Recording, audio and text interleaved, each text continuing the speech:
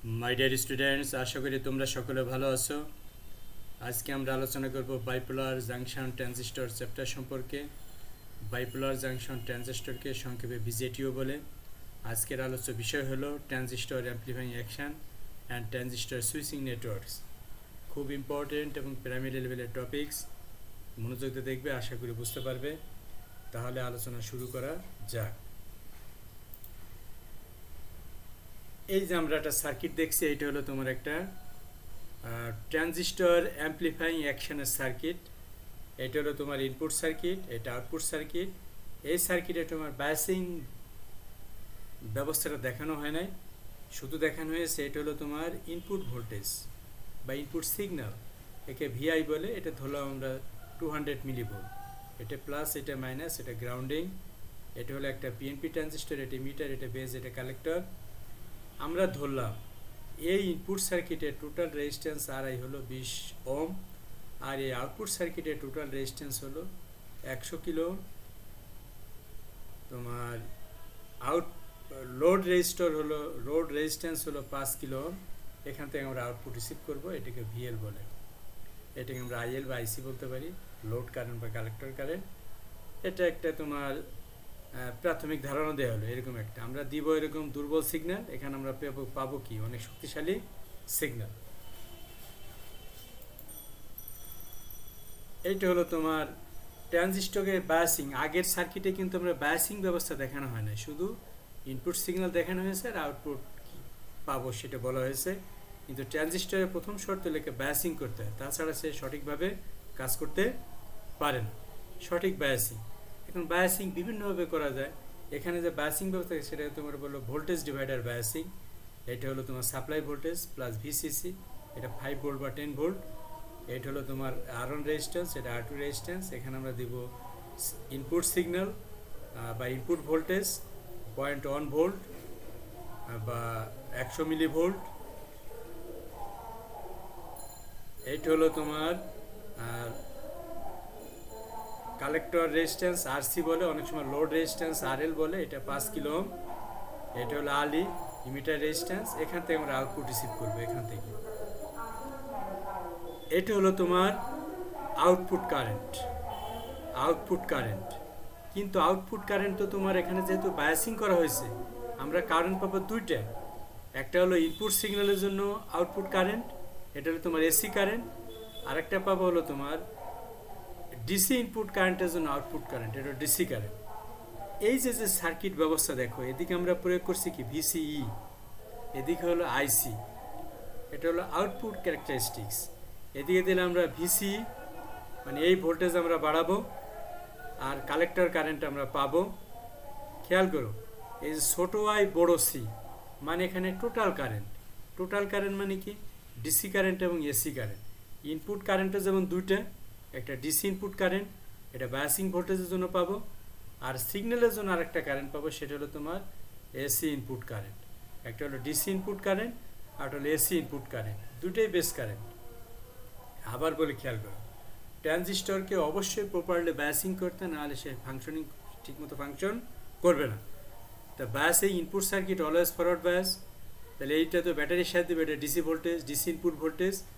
আর এই ট্রানজিস্টরকে আমরা অ্যামপ্লিফাইং সার্কিট হিসেবে ব্যবহার করবো, তাহলে আমরা ইনপুট অবশ্যই সিগন্যাল প্রয়োগ করবো, সেটা একটা ভোল্টেজ। তাহলে ইনপুট ভোল্টেজ দুটো হলো, একটা হলো supply voltage battery voltage DC voltage, আর হলো সিগন্যাল ভোল্টেজ বা এসি ভোল্টেজ। আমরা তো মেইনলি পর্যালোচনা করব কি আমাদের আউটপুট। তাহলে আউটপুট ভোল্টেজ আমরা দিলাম কি ভিসিই, ভিসির মান আমরা বাড়াতে থাকবো, আর কালেক্টর কারেন্টের মান বাড়তে থাকবে। কিভাবে সেটা হবে দেখো, তোমার যদি আমরা ইনপুট সিগন্যাল নাও দিতাম তাহলে আমরা আউটপুট কারেন্ট পেতাম। যদি বেস কারেন্ট 5 মাইক্রোঅ্যাম্পিয়ার হলো, তাহলে এটা হতো আউটপুট কারেন্ট, কালেক্টর কারেন্ট। যদি বেস ডিসি কারেন্ট 10 মাইক্রোঅ্যাম্পিয়ার, এটা হলো তোমার আউটপুট কালেক্টর কারেন্ট।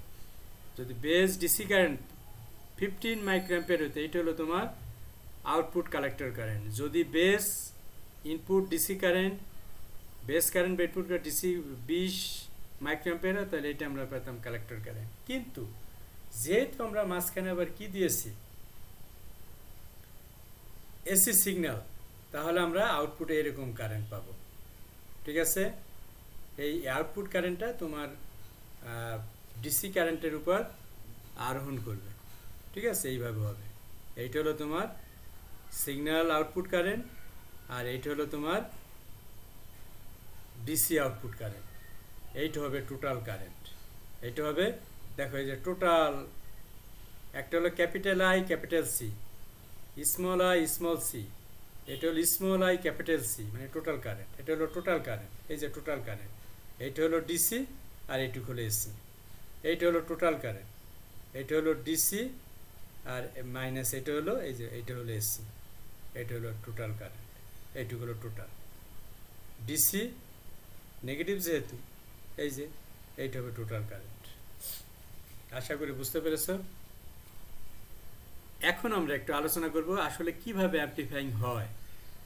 যে ডিভাইস তার ইনপুটে দিয়ে দুর্বল সিগন্যালকে আউটপুটে বিবর্তিত করতে পারে সেই ডিভাইসকে বলে অ্যামপ্লিফায়ার বা বিবর্ধক। ট্রানজিস্টর তার ইনপুটে দেওয়া দুর্বল সিগন্যালকে আউটপুটে বিবর্তিত করে, তাই একে অ্যামপ্লিফায়ার বা বিবর্ধক হিসেবে ব্যবহার করা হয়। চিত্র ক, মানে এটা হলো একটা এনপিএন ট্রানজিস্টর। এটা ইমিটার, এটা বেস, এটা কালেক্টর।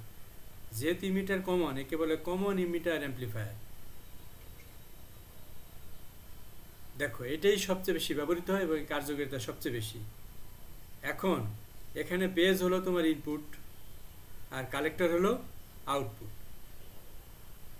বেসে আমরা ইনপুট দিব, কালেক্টর থেকে আমরা আউটপুট পাবো। বুঝতে পেরেছ? এটা হলো তোমার বায়াসিং ভোল্টেজ ভিবিবি, এটা বায়াসিং ভোল্টেজ ভিসিসি। এখান থেকে আমরা ভিও বা ভিএল আউটপুট নিব। এটা আরএল, এটা আইসি, এটা আইবি। এটা হলো তোমার input signal VI. Input signal VI, biasing voltage, output voltage. এই হলো আমাদের আউটপুট কারেন্ট। ভোল্টেজটা এখানে দেখানো হয় না। এটা হলো আমাদের আউটপুট কারেন্ট দুইটা। এটা হলো একটা ডিসি কারেন্ট আর এটা হলো এসি কারেন্ট।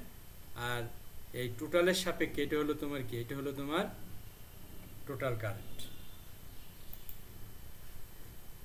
ইনপুট সার্কিটে বেজ ও মিটারের মধ্যে এমন মানের একটি ডিসি ভোল্টেজ প্রয়োগ করা হয় যাতে এই ইনপুট সার্কিট অথবা এই পিএন জাংশন অলওয়েজ ফরওয়ার্ড বায়াসে থাকে।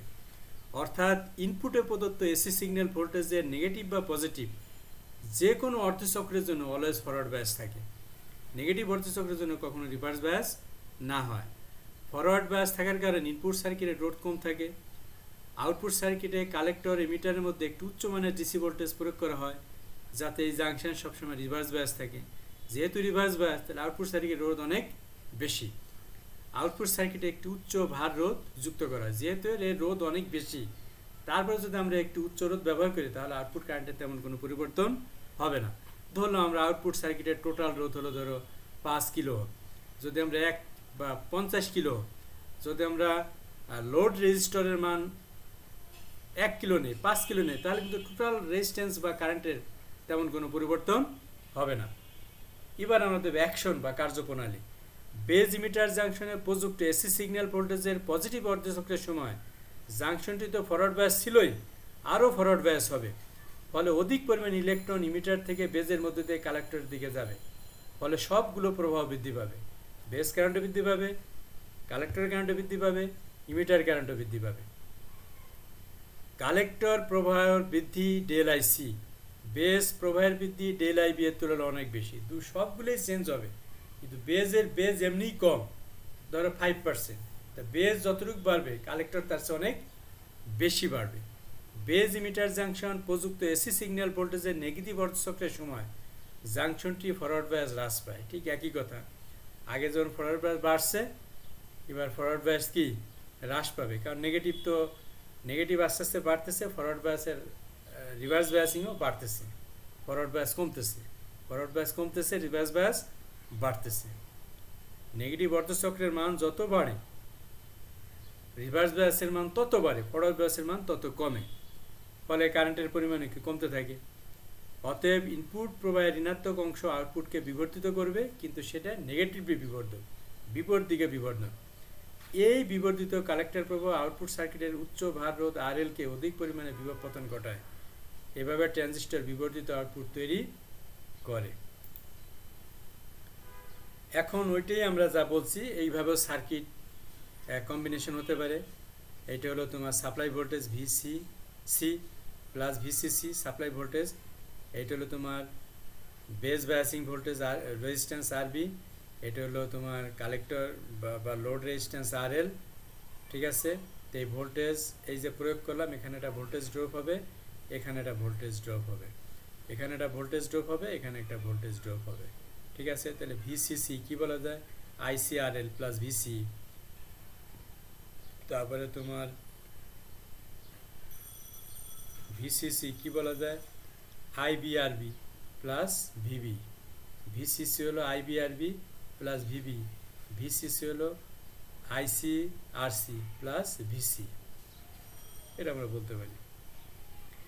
ভোল্টেজ অ্যাম্প্লিফিকেশন কেন হয় তা বুঝতে হলে আমাদের প্রথমে বুঝতে হবে কোন এসি ইনপুট ভোল্টেজ, কোনো এসি ইনপুট ভোল্টেজ ভিআই না দিলে কি ঘটে তা জানা, অর্থাৎ কুইশেন্ট স্টেট জানা। এইভাবে আমরা কল্পনা করতে পারি, যেটা আমরা বলছি আগে। এটা সবচেয়ে সিম্পল সার্কিট। এটা হলো একটা এনপিএন ট্রানজিস্টর, এটা ইমিটার, এটা বেজ, এটা কালেক্টর। ইমিটার যেহেতু ইনপুট আউটপুট উভয় জায়গায় আছে, একে বলে কমন ইমিটার ট্রানজিস্টর কনফিগারেশন। এটা base biasing voltage, input voltage, collector biasing voltage বা আউটপুট বায়াসিং ভোল্টেজ। এটা হলো কালেক্টর লোড রেজিস্ট্যান্স, এখান থেকে আমরা আউটপুট পাবো। ঠিক আছে, এদিকে টি দিলাম, এদিকে আইসি দিলাম। আইসি মানে টোটাল কারেন্ট। এই যে হলো তোমার টোটাল কারেন্টের গ্রাফ, এর সাপেক্ষে টোটাল কারেন্টের গ্রাফ। এটা হলো ডিসি কারেন্ট, এই শুধু এইটুকু এসি কারেন্ট, আর এটা হলো total AC current.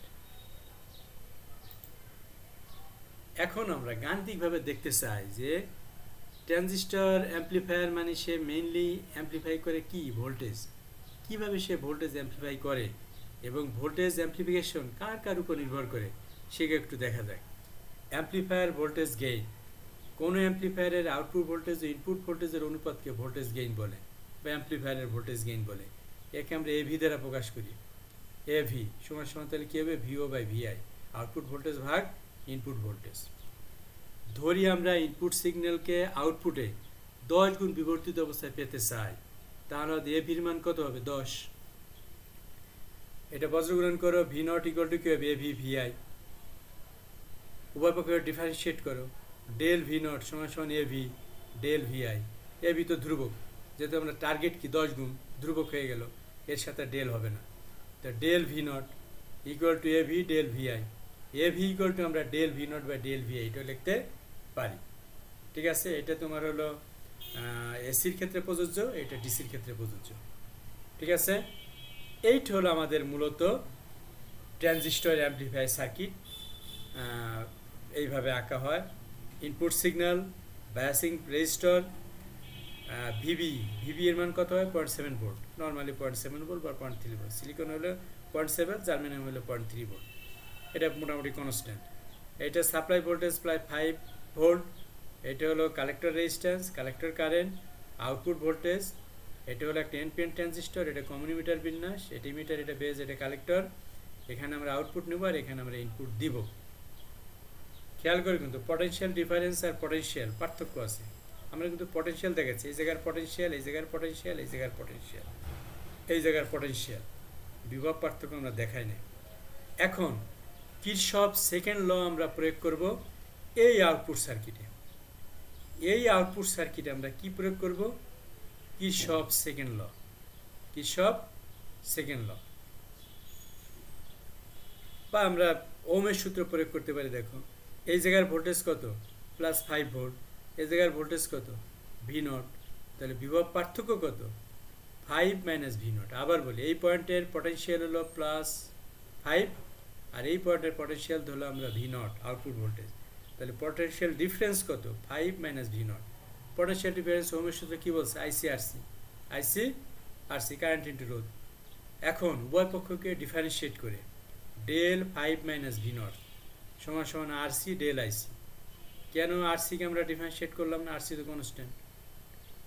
Del 5 minus del V naught equal to IC del RC del IC. Del 5 মানে কি 0, কনস্ট্যান্টের differentiate 0, minus del V naught equals to RC আইসি।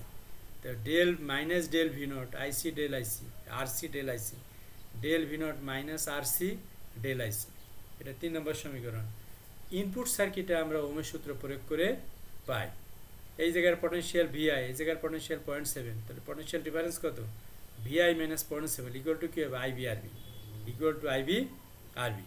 তাহলে VI minus 0.7 potential difference equal to IB RB. উভয় পক্ষকে differentiate করে del VI minus 0.7 equal to RB del IB. RB constant, no differentiation. Del V minus del 0.7 equal to RB del IB. Del VI minus 0, কারণ constant differentiate 0, RB del IB. Del Vi equal to RB del IB. 4 নম্বর। এখন আমরা voltage gain কী জানছি? Del V not by del VI বসাই দিই। মনে রাখে এটা হলো ডেল ভি হলো minus R C del IC, আর ডেল ভি হলো আরবি ডেল আইবি। তাহলে আমরা ভোল্টেজ গেইন কী জানি? A V equal to del V not by del VI minus R C del IC by RB del IB, minus R C by RB into del IC by RB. একে আমরা বলি current gain beta. Current common ইমিটারের ক্ষেত্রে হয় current gain beta, আর common বেজের ক্ষেত্রে হয় কারেন্ট অ্যাম্প্লিফিকেশন ফ্যাক্টর আলফা। ঠিক আছে, তাহলে এভি সমান সমান কী হলো? আর সি বাই আরবি বিটা। বিটা মোটামুটি একটা ট্রানজিস্টরের জন্য কনস্ট্যান্ট থাকে। তাহলে আর সির মান যত বেশি হবে, আর বির মান যত কম হবে, ভোল্টেজ গেইন তত বেশি হবে। বিটা মোটামুটি একটা ট্রানজিস্টরের ক্ষেত্রে একই রকম থাকে। তাহলে আমাদের অ্যাম্প্লিফাইং অ্যাকশান খেয়াল করে, কিন্তু বিটার মান যদি আমরা ধ্রুবক ধরে নিই, 50 ধরে নিই, বা 100 বা 95 ধরি, বা 100 ধরি, ঠিক আছে, তাহলে আরবির মান যত কম হবে আর আরসির মান যত বেশি হবে, আমাদের ভোল্টেজ গেইন তত বেশি হবে। আমরা আমাদের এরকম সার্কিটের অ্যারেঞ্জমেন্ট চেঞ্জ করে, তাই না, আমরা এমন ট্রানজিস্টর নিলাম যার বিটা বেশি, বা বিটা যদি কম বেশি নাও হয়, তাহলে আরসির মান বেশি দেবো, আরবির মান কম দিয়ে যদি আমরা বায়াসিং করি, তাহলে আমাদের ভোল্টেজ গেইন অনেক বেশি হবে। এখন বলতে পারে ভোল্টেজ গেইন করে আমরা কী লাভ? এর প্রয়োগ কোথায়? প্রয়োগ তো অনেক জায়গায় আছে। যেমন তোমার যত অ্যাম্প্লিফাইং ব্যবস্থা আছে, মাইক্রোফোন আমরা কথা বলি আস্তে আস্তে, কিন্তু স্পিকার দিয়ে বের হয় কি অনেক জোরে। অবশ্যই এখানে তোমার এই যে সাউন্ড সিস্টেম, যেখানে আমরা কথা বলি আস্তে আস্তে, কিন্তু আউটপুট বের হয় অনেক জোরে। মোট কথা টিভি, রেডিও, বিভিন্ন অডিও সিস্টেম অবশ্যই অ্যাম্প্লিফায়ার সার্কিট আছে। এই কারণে আমরা প্রয়োজন মতো কী করতে পারি? সাউন্ডের ভলিউম বাড়াতে কমাতে পারি। ইচ্ছে করলে অনেক বাড়াতে পারি, ইচ্ছে করলে কম বাড়াতে পারি। মোট কথা বাড়ানো যায়, সেটা যত বেশি বাড়াও বা কম বাড়াও। তাহলে এটার ব্যাপক ব্যবহার আছে। ঠিক আছে, এখন আমরা দেখব ট্রানজিস্টর সুইচিং সার্কিট। আমরা সচরাচর যে সমস্ত সুইচ ব্যবহার করি সেগুলো হলো মেকানিক্যাল সুইচ। আমরা যে বাল্ব, ফ্যান এগুলো অন করি, যে সুইচে অন অফ করি যে সুইচের মাধ্যমে, এগুলোকে বলে মেকানিক্যাল সুইচ। এই সুইচ আমরা বেশি চাইলেও এর দুইটা অসুবিধা। একটা হলো চাইলে আমরা দ্রুত অন অফ করতে পারি না। মনে করি একটা সুইচ সেকেন্ডে 2000 বার অন অফ করা দরকার, আমরা ম্যাক্সিমাম সেকেন্ডে 2-3 বার করতে পারবো, 2000 বার করতে পারবো না। তাহলে উচ্চ গতির সুইচিংয়ের জন্য তোমার ইলেকট্রনিক সুইচ দরকার। ইলেকট্রনিক সুইচ বানায় কী দিয়ে? ট্রানজিস্টর বা এরকম কোনো ব্যবস্থা দিয়ে। আর একটা হলো তোমার মেকানিক্যাল সুইচ স্পার্কিং হয়, তাই না, সার্কিট ড্যামেজ হয়ে যায়। তাহলে তোমার আমরা সচরাচর যে আমরা সুইচগুলো দেখি, এগুলো তোমার মেকানিক্যাল সুইচ। এই সুইচের দুটো ডিফেক্ট, একটা হলো তোমার এর স্পিড কম, চাইলেও আমরা সেকেন্ডে 1000-2000 বার অন অফ করতে পারি না। আর একটা হলো স্পার্কিং হয়, সিস্টেমের সমস্যা হয়। আমরা এখন ইলেকট্রনিক সুইচ, এই ইলেকট্রনিক সুইচ তৈরি করে কার মাধ্যমে? ট্রানজিস্টরের মাধ্যমে। এই যে সুইচ মানে চিত্র, সুইচের চিত্র একটা এরকম, মানে যদি গ্রাফ আঁকি, এদিকে টি, এদিকে ভোল্টেজ, হঠাৎ করে ভোল্টেজ 5, হঠাৎ করে 0, আবার হঠাৎ করে 5, হঠাৎ করে 0। এটা হলো সুইচ, মানে দুইটা স্টেট, অন এবং অফ। 5 হলো 1, 0 হলো 0। ঠিক আছে, এই যেমন একটা ট্রানজিস্টর কম্বিনেশন। আরবির মান 68 কিলো। এই যে হলো কি ইমিটার গ্রাউন্ডিং করা। এইটা হলো supply voltage 5 volt. Collector resistance RC 0.82 kilo. ঠিক আছে, এইটা হলো তোমার ভিসি কালেক্টর ভোল্টেজ। এইচএপি 1 to 5। ঠিক আছে, গেইনও বলতে পারি আমরা। এই যে দেখো 5 ভোল্ট 0 ভোল্ট, আবার 5 ভোল্ট 0 ভোল্ট। আমরা ইনপুটে যদি এরকম দেই, আউটপুট এরকম পাবো। ইনপুটে দিচ্ছি এরকম, হঠাৎ 5 হঠাৎ 0, আউটপুটে পাবো হঠাৎ 5 হঠাৎ 0, হঠাৎ 5 হঠাৎ 0।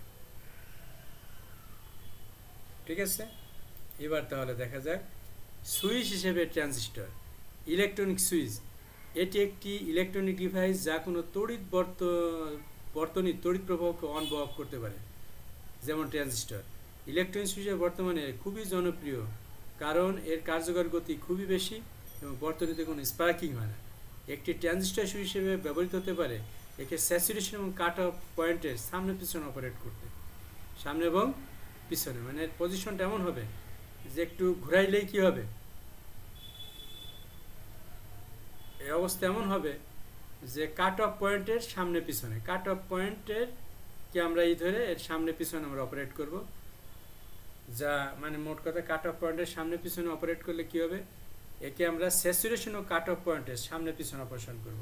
মানে একবার স্যাচুরেট হবে আবার কাট অফ হবে, আবার স্যাচুরেশন হবে আবার কাট অফ হবে। ইনপুট এবং বেজ ভূসংযুক্ত, এর বেজ অলওয়েজ কী থাকবে, গ্রাউন্ডিং। বেজ ইমিটার ভোল্টেজ তো অলওয়েজ লেস দেন কি 0.7 ভোল্ট। এর বেজ ইমিটার ভোল্টেজ তোমার ডিসি এসি মিলে বেজ ইমিটার ভোল্টেজ অলওয়েজ কী হবে 0.7 ভোল্ট। এটা সিলিকনের ক্ষেত্রে, জার্মানির ক্ষেত্রে 0.3 volt. Base emitter junction reverse biased, 0.7 ভোল্টের চেয়ে কম থাকে মানে always reverse biased. Base collector জাংশনে রিভার্স বায়াসড তো আছেই। ট্রানজিস্টর সম্পূর্ণ অফ হবে। ইনপুট সার্কিট যদি রিভার্স বায়াসড হয়ে যায় ট্রানজিস্টর এমনিই অফ হয়ে যায়, তাহলে আর আউটপুট তো রিভার্স আছেই। কালেক্টর কারেন্ট 0 হবে এবং আমরা গাণিতিকভাবে দেখাতে পারি ভিসি সমান হবে ভিসিসি। ট্রানজিস্টর সুইচ অফ হিসেবে কাজ করবে। এইটা হলো তোমার সার্কিটটা। এই যে আরবি গ্রাউন্ডিং, এই যে সাপ্লাই ভোল্টেজ আরসি। দেখো কোনো কারেন্ট না গেলে কোনো ভোল্টেজ ডিফারেন্স নাই, মানে এই জায়গার ভোল্টেজ আর এই জায়গার ভোল্টেজ সেম। এই জায়গার ভোল্টেজ ভিসিসি, এই জায়গার ভোল্টেজ ভিসিসি। ভোল্টেজ যদি সেম হয় কোনো পটেনশিয়াল ডিফারেন্স নেই, কোনো কারেন্ট নেই। আইসি জিরো, আইসি জিরো মানে সুইচ অফ, আইসি জিরো মানে সুইচ অফ। এরকম সুইচ অফ মনে হবে যে মেকানিক্যাল সুইচ আমরা অফ করে রাখছি। ঠিক আছে, এবার হলো 1 ইনপুট এবং বেস। ইনপুট এবং বেস প্লাস ভিসিসি এর সংযুক্ত। মোট কথা ইনপুট থাকবে গ্রাউন্ডিং না, ইনপুট থাকবে প্লাস ভিসিসি এর সাথে। ফলে বেজ ইমিটার ভোল্টেজ অলওয়েজ থাকবে 0.7 ভোল্ট। যতই যেখানে ভোল্টেজ ড্রপ হোক বেজ ইমিটার ভোল্টেজ 0.7 ভোল্টের চেয়ে বেশি থাকবেই। Base emitter junction forward bias হবে সব অলওয়েজ, আর বেজ কালেক্টর জাংশন